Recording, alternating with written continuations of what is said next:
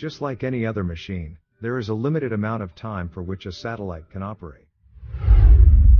As of 2021, there are over 7,350 satellites in space.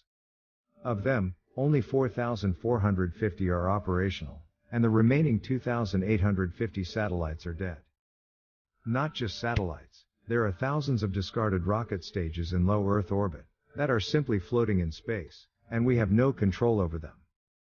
So, what happens to a satellite when it's too old and is of no use?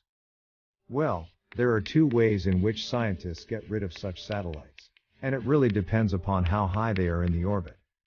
Satellites that are in low Earth orbit are taken out by cremation.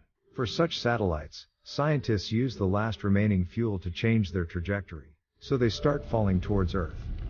As they fall, most satellites burn in the atmosphere and never reach the surface.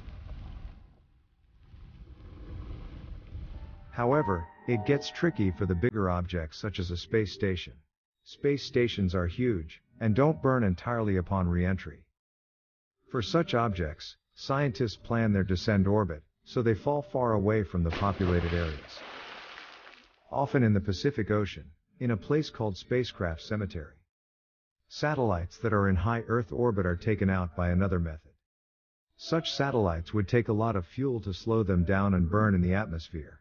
So, scientists simply blast them off farther away from Earth.